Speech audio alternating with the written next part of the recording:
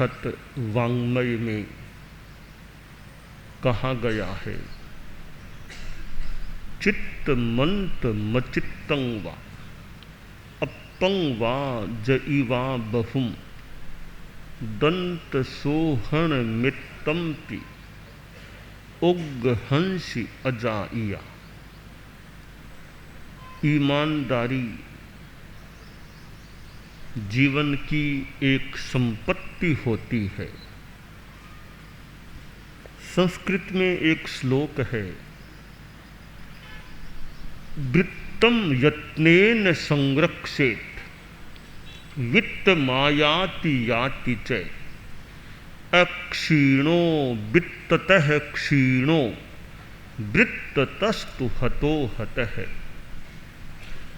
दो शब्द आए हैं विशेष यहाँ श्लोक में, वृत्त और वित्त।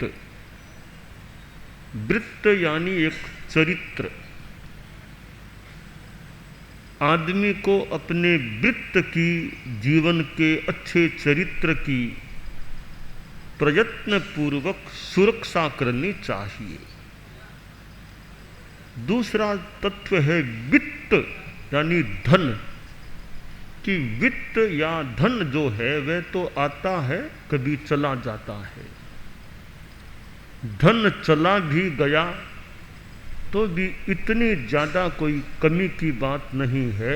अगर ईमानदारी या वृत्त चला गया, चरित्र चला गया, फिर मानो बहुत कुछ या सब कुछ चला गया। तो वृत्त और वित्त, आदमी वित्त पर, धन पर ध्यान देता है, दे न दे, वृत्त पर, चरित्र पर उसको जरूर ध्यान देना चाहिए। ईमानदारी के लिए चोरी से मुक्त रहना और झूठ कपट से मुक्त रहना, इन दो चीज़ों की आवश्यकता है। अगर आदमी जीवन में चोरी न करने का संकल्प रखता है और झूठ कपट से बचा रहता है तो संभवतः माना जा सकता है कि आदमी में ईमानदारी है। बाह्य आकर्षण के कारण आदमी झूठ कपट भी कर सकता है। कभी गुस्से के कारण आदमी झूठ बोल सकता है, कभी भय के कारण आदमी झूठ बोल सकता है, और कभी हंसी मजाक में भी आदमी यूँ झूठ बोल देता है। दूसरे को फूल बनाना, मूर्ख बनाना। तो यह फूल डे 1 अप्रैल थोड़ा हंसी विनोद इस माहौल का सा दिन हो सकता है, तो साधु के लिए उस माहौल का दिन नहीं। साधु को 1 अप्रैल हो, चाहे 30 अप्रैल हो, चाहे कोई हो, साधु को तो जिंदगी भर अविश्राम झूठ कपट से बचा रहना चाहिए। उसका तो महाव्रत की सर्व मृषावाद विरमण महाव्रत होता है। गृहस्थों में चलता होगा, 1 अप्रैल है, इसलिए 1 अप्रैल को कोई समाचार दे तो थोड़ा कन्फर्म कर ले, बात भी सही है कि नहीं, 1 अप्रैल का दिन है आज, यह समाचार हमें मिला है। तो 1 अप्रैल के दिन कोई समाचार भेजे, थोड़ा सा शंका भी, पता नहीं मूर्ख बनाने के लिए समाचार भेजा है या वास्तव में सही बात है ये। तो खैर यह एक दुनिया की बात है। साधुओं की दुनिया तो अलग ही रहनी चाहिए। तो ईमानदारी के लिए झूठ कपट से बचना, सरलता रखना, रिजुता, और चोरी नहीं करना, दूसरे की चीज है उसको हथियाने का प्रयास नहीं करना, दूसरे के हक को छीनने का प्रयास नहीं करना। तो यह अचौर्य और मृषावाद विरमण, ये 2 चीजें जीवन में रहें तो ईमानदारी जीवन में रह सकती है। आप लोग गृहस्थ हैं, साधु मान लो नहीं है, महाव्रत भी मान लें आप नहीं स्वीकारते हैं, अनुव्रत गृहस्थों के लिए हो सकते हैं। और अनुव्रत का ही एक ये अवयव है ईमानदारी। ईमानदारी ऐसा तत्व है, किसी को पूछ लो ना, जैन है कि बौद्ध है कि मुसलमान है, सभी किसी को पूछो ईमानदारी अच्छी चीज है या नहीं, कौन सा धर्म कहेगा नहीं ईमानदारी खराब है? ऐसी बात कौन कह सकता? अब अहिंसा है, कभी किसी को मारो मत, बिना मतलब किसी को सताओ मत, तकलीफ मत दो, इस बात को कौन सा धर्म स्वीकार नहीं करेगा? चाहे 6 कोटि आ जाओ, 8 कोटि आ जाओ, 13 पंथ आ जाओ, थानकवासी और आ जाओ, मूर्ति पूजक आ जाओ, दिगंबर आ जाओ, बौद्ध आ जाओ, सनातनी आ जाओ, मुसलमान आ जाओ, कोई आ जाओ, ये किसी को सताना नहीं चाहिए, हिंसा नहीं करनी चाहिए। मोटा मोटी रूप में ये कौन कहेगा नहीं नहीं अहिंसा धर्म खराब है, ये कौन कहेगा? तो अहिंसा ऐसा मंच है, और इसी प्रकार ईमानदारी ऐसा मंच है जिस पर कितनों का सबका एकत्व हो सकता है। मुख भस्त्रिका बांधने में मान लो मतभेद हो, भी कोई मुख भस्त्रिका लंबे बांधे कोई चौड़ी बांधे, वहाँ तो मान लो मतभेद हो जाए। मूर्ति पूजा में मतभेद, कोई मूर्ति पूजा को माने कोई न माने, या मतभेद हो सकता है। कपड़ा साधु को रखना या नहीं रखना, इसमें मतभेद मान लो है या हो सकता है। पर अहिंसा धर्म है, ईमानदारी अच्छी बात है, इसमें क्या मतभेद है? कितना मतभेद हो पाएगा? इसलिए आचार्य श्री तुलसी ने जो अनुव्रत की बात आगे बढ़ाई, ये अनुव्रत का मंच है, वो मानो समवाय एवं हिंदू मुसलमान वैदिक सनातनी जैन बौद्ध सिख ईसाई कोई आदमी अनुव्रत सदाचार का जीवन जियो, व्रत अच्छे व्रतों को स्वीकार करो, झूठ मत बोलो, चोरी मत करो, नशा मत करो, लड़ाई हिंसा फालतू मत करो, ये मोटा मोटी सबके लिए स्वीकार्य। और तो क्या नास्तिक आदमी भी हो, कोई यह कह दे मैं किसी धर्म को नहीं मानता, मैं ईश्वर को नहीं मानता, मैं नरक स्वर्ग नहीं मानता, उस आदमी से भी पूछें भैया ठीक है आप नरक स्वर्ग माने नहीं माने, ईश्वर को माने नहीं माने, परमात्मा सिद्ध भगवान को माने नहीं माने, पर ईमानदारी को क्या मानते हो, अहिंसा को क्या मानते हो? तो नास्तिक आदमी भी क्या उत्तर देगा? क्या वह यह कहेगा कि ईमानदारी तो खराब चीज है, अहिंसा तो खराब चीज है? भाई आप स्वर्ग नरक भले मत मानो, पुनर्जन्म मत मानो, आपका विचार है, पर ईमानदारी को क्या मानते हो? तो आशा करें नास्तिक आदमी समझदार है तो वह भी ईमानदारी तो यूँ मोटा मोटी अच्छी चीज़ है, अहिंसा मोटा मोटी अच्छी चीज़ है। तो ये अनुव्रत में कितनों का समवाय, नास्तिक आस्तिक, वैदिक हो, हिंदू हो, मुसलमान हो, सिख, ईसाई भी अच्छी बातें जो हैं, मानवता की बातें हैं, वे कल्याणकारी हैं, जीवन अच्छा रहे, आत्मा अच्छी रहे। तो यह नैतिकता एक ऐसा तत्व है, भाई किसी भी क्षेत्र में आदमी काम करे, राजनीति में हो, समाज के कार्यों में हो, और किसी धंधे में लगा हुआ हो, ईमानदारी नैतिकता कहाँ काम की नहीं हो सकती होगी। तो यह अचौर्य और मृषावाद, विरमण, छल कपट से दूर रहना, जीवन में सरलता रखना, मन में कुछ है बाहर में दिखाना कुछ है, धोखा देने का प्रयास, इन चीज़ों से आदमी को बच के रहना चाहिए, आत्मा अच्छी रहे और आगे भी अच्छा रह सके। आज दुनिया में आप लोग जो गृहस्थ हैं, अब गृहस्थों में भी कई अच्छे आदमी मिल सकते हैं, और मिलने को आसाधना न हो तो साधु के वेश में भी कोई पूरा संन्यास का साधुत्व का पालन न करे, ऐसा भी कोई मिल जाए। तात्विक बात बताऊं तो अभव्य जीव भी साधु संस्था में कोई आ सकता है। अभव्य मोक्ष में कभी जाएगा नहीं, वो व्यक्ति भी साधुपना लेकर के साधुओं के साथ रहने वाला बन सकता है। वो तो खैर अब क्या पता चले सामान्य आदमी को कौन भव्य कौन अभव्य, पर साधु वेश लेकर वो पुण्य भी इतना कर लेता होगा अभव्य जीव, 9वें ग्रैवेयक तक जाकर पैदा हो जाए जीवन के बाद। ऐसे सन्यास का वेश तो है, पर वेश होने पर भी पालन कौन कितना करता है, यह भी एक चीज है।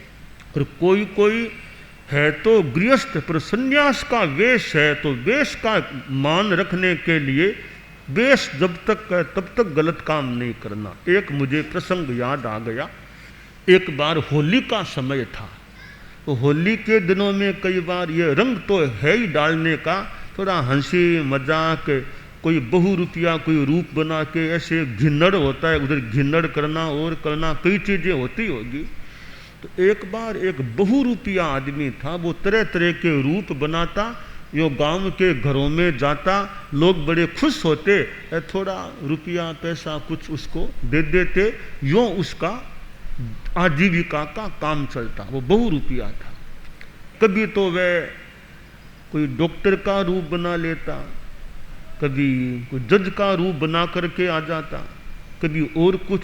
एक दिन उसने साधु का रूप धारण कर लिया, मानो जैसे अपने हमारे थानकवासी तेरापंथ में मुख पस्त्रिका बांध के, ओगा लेकर के, पात्रियां झोली लेकर के, सब यूँ उसने साधु का रूप बना लिया।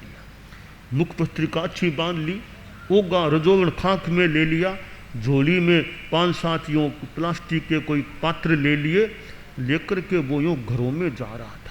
लोग जानते थे ये वो बहुरूपिया आया है, लोग जानते थे ये बहुरूपिया इस रूप में आया है, साधु के रूप में आया है। तो वह घरों में जा रहा था, कईयों ने कहा हाँ महाराज आओ भिक्षा ले लो, फुलका लो, साग लो। उसने पात्री आगे कर दी, फुलका ले लिया, साग ले लिया, चावल ले लिया, कई जगह ले लिया। तो कई घरों के बाद एक घर में गया तो सोचा ये तो बहुरूपिया ही है ना, साधु तो मूलतः नहीं, थोड़ा पैसा भी दे दें, पर पैसा हम देते, आज भी पैसा दें। तो एक आदमी ने 10 रुपये का नोट निकाला कि लो 10 रुपया। उसने कहा ना ना, कड़पता नहीं, रुपया कड़पता नहीं, मैं साधु हूं ना, रुपया नहीं कड़पता। कई जगह उसको लोगों ने कहा रुपया देने की चेष्टा की, ना ना साधु को कलपता नहीं रुपया लेना है, बिल्कुल नहीं कलपता। हाँ और कुछ आप फुलका साग भले, रुपया नहीं कलपता, रुपया नहीं। ठेठ तक जब तक उसने बेस नहीं उतारा, रुपया नहीं लिया। तो बाद में लोगों ने कहा रे भोले हो, आज तुमको 100 रुपये करीब मिल जा, जगह जगह रुपये दे रहे थे, तुमने लिए ही नहीं, कितने रुपये आज तुमको मिल जाते, तुम तो बहुरूपिये ही हो। उसने एक स्टेटमेंट सा दिया वो बेस उतारने के बाद, का देखो मैं बहुरूपिया हूँ, मैं कभी कुछ रूप बनाता हूँ। आज मैंने जैन साधु का रूप, वो भी अपने थानकवासी तेरापंथी जैसे मुख वस्त्रिका बांध कर, ओगा लेकर, पछेवड़ी के गांठियों देकर कर, झोली लेकर, पातियाँ लेकर मैं घरों में गया। तो मैं साधु के वेश में था, तो मेरा संकल्प था इस साधु की वेश की लाज रखना मेरा धर्म है। तो जब तक वेश मेरे रहेगा तो मैं साधु के रूप में हूँ, तब तक रुपया नहीं लूँगा। तो आज मुझे रुपये लोग दे रहे थे, मैंने एक पैसा भी नहीं लिया कि मैं साधु हूँ तो रुपया कैसे लूँ। तो साधु के वेश का मान रखना मेरा कर्तव्य है। अगर मैं रुपया ले लेता तो वो साधु का रूप भी मेरा बदनाम कि साधु होके रुपया ले रहा है, तो मैंने रुपया नहीं लिया। तो ये साधु का वेश है, तो अगर वेश का भी लाज मान रखें, भी वेश में तो यह काम क्यों करूं। परंतु हो सकता है कोई साधु के वेश के कारण कोई अपना स्वार्थ सिद्धि करने का भी प्रयास कर ले, और कम से कम बहुरूपिये का तो प्रसिद्ध था कि बहुरूपिया आदमी है और वह तो हम जानते हैं गांव का 2 रुपया आज साधु के वेश में आया है। और कभी कभी लोग जानते नहीं साधु का वेश बना ले। एक बार एक आदमी, कोई होली का ही समय होगा, तो वो 2 रुपया नहीं था, ऐसे ही आदमी था, उसने भी जैन साधु का रूप बना लिया। वो ही झोली पात्रियाँ लेकर गया, तो लोगों ने उसको संत ही माना। कहा महाराज पधारो पधारो, कृपा कराओ, गोचरी कराओ। एक घर में गया, अच्छा घर था, तो बड़े परिवार भक्ति वाले श्रावक लोग थे। महाराज सोचा हमारे संघ के साधु आए होंगे, पर हम तो संत ही है, संत माना। खूब भावना से उनको आहार भोज अच्छी चीज़ें बहरा दी। उसने पात्रियाँ अच्छी चीज़ें ले ली, चला गया, ले गया। बाद में सोचा रे वो लोगों ने कहा अभी तो कोई संत हमारे गांव में है नहीं, अभी तो कोई संत है ही नहीं हमारे गांव में, तो वो कल हमारे कौन महाराज आए तो थे कोई महाराज, अभी कौन, यहाँ तो कोई संतों का अभी है नहीं प्रवास, न कोई साधुया न कोई संत। थोड़ी निगाह की, कह रहे अमुक आदमी आया था, कभी आप आए? हाँ मैं आया था। तो ऐसे कैसे आ गए? कि आपको चकमा देने के लिए आया था, कि आप थोड़ी पहचान तो किया करो कौन साधु है कौन गृहस्थ है, कुछ ध्यान ही नहीं देते हो, हर किसी को आप साधु मान लेते हो। तो आपको ये शिक्षण देने आया था कि थोड़ी साधु की पहचान किया करो, साधु है कौन है ये आदमी। तो मैं तो आपके गांव का ही आदमी, मुझे आपने पहचाना भी नहीं कि मेरे हमारे गांव का ही आदमी है, साधु का वेश बनाकर आया है। तो साधु का वेश कोई धारण कर ले वो इतनी बड़ी बात नहीं, साधुत्व का पालन करे वो बड़ी बात है। तो आप लोग तो गृहस्थ हैं, साधु भी नहीं हैं, पर मानव तो है ना, इंसान, मूल आत्मा तो आपके भी है ना, आत्मा साधु के भी है और आपके भी है। तो आत्मा का भला करने के लिए आदमी को सरलता रखनी चाहिए। बाकी तो आदर्श की बात है, कौन कितनी सरलता रख सके, पर आदर्श है सरलता, निष्कपटता, अचौर्य, चोरी नहीं करना, और जितना संभव हो झूठ नहीं बोलना, बात बात में किसी पर झूठा आरोप नहीं लगाना। झूठा आरोप लगाना तो जानबूझकर झूठा हम आरोप लगा दें, पाप का काम है। किसी पर भी झूठा, आपका विरोधी भी है, झूठा आरोप नहीं लगाना चाहिए। विरोधी से विरोधी आदमी है, आपका प्रतिपक्षी है, झूठा आरोप नहीं लगाना किसी पर। सही बात है तो कोई बता दो, झूठी बात किसी के बारे में नहीं बोलना। तो यह ईमानदारी, नैतिकता कि आदमी अपनी जबान पर लगाम रखे। हम सिद्ध योगी आचार्य श्री महाप्रज्ञ से प्रेक्षा ध्यान का एक प्रयोग करें। आपको एक प्रयोग कराया जा रहे हैं श्वास प्रेक्षा का। 5 सेकंड में श्वास लेना है, 5 सेकंड भीतर रोकना है और 5 सेकंड रेचन करना है और 5 सेकंड बाहर रोकना है। इस प्रकार 20 सेकंड में एक श्वास। सावधान रहे, श्वास भरे, भीतर रोके, रेचन करे, बाहर रोके, श्वास भरे, भीतर रोके, रेचन करे, बाहर रोके, श्वास भरे, भीतर रोके, रेचन करे, बाहर रोके, श्वास भरे, भीतर रोके, रेचन करे, बाहर रोके, श्वास भरे, भीतर रोके, रेचन करे, बाहर रोके, श्वास भरे, भीतर रोके, रेचन करे, बाहर रोके, श्वास भरे। प्रयोग संपन्न। तो ये ध्यान के बहुत छोटे प्रयोग कराए हैं और इनका स्वयं बार बार अभ्यास करें तो एक अच्छा अभ्यास हो सकता है। ओम आत्मा।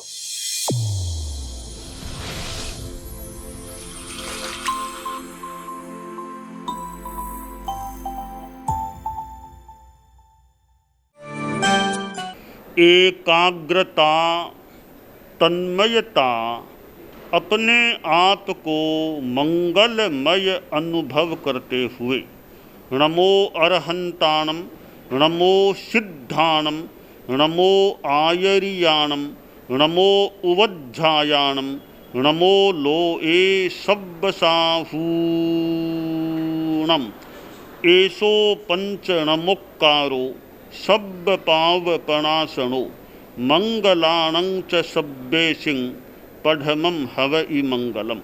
चत्तारि मंगलम, अरहंता मंगलम, सिद्धा मंगलम, साहू मंगलम, केवलिपन्नत्तो धम्मो मंगलम। चत्तारि लोगुत्तमा, अरहंता लोगुत्तमा, सिद्धा लोगुत्तमा, साहू लोगुत्तमा, केवलिपन्नत्तो धम्मो लोगुत्तमो। चत्तारि शरणं पवज्जामि, अरहन्ते शरणं पवज्जामि, सिद्धे शरणं पवज्जामि, साहू शरणं पवज्जामि, केवलिपन्नत्तं धम्मं शरणं पवज्जामि। धम्मो मंगलमुक्किट्ठम् अहिंसा संजमो तवो देवावितं नमंसन्ति जस्य धम्मे सयामणो। च इत्ता भारहं वासं चक्रवट्टी महिद्धियो सन्ति सन्ति करे लोए पत्तो गइमणुत्तरम्। देव दानव गंधर्वा जख रक्षस किन्नरा बंभयारिं नमंसन्ति दुक्करं जे करन्ति तम्। मंगलं भगवान् वीरो मंगलं गौतमो गणी मंगलं स्थूलभद्राद्यः जैन धर्मोस्तु मंगलम। मंगलम मतिमान भिक्षुः मंगलम भारमल्लकः मंगलम रायचंद्राद्या मंगलम तुलसी गुरुः महाप्रज्ञोस्तु मंगलम। तेरा पंथोस्तु मंगलम। विघ्न हरण मंगल करण स्वामी भिक्षुनो नाम। गुण ओळख समरण किया सर अचिंत्या काम। विघ्न हरण मंगल करण स्वामी भिक्षुनो नाम। गुण ओळख समरण किया सर अचिंत्या काम। विघ्न हरण मंगल करण स्वामी भिक्षुनो नाम। गुण ओळख समरण किया सर अचिंत्या काम। सर अचिंत्या काम, सर अचिंत्या काम। एक दिवसीय त्याग, आज आज के लिए धारणानुसार त्याग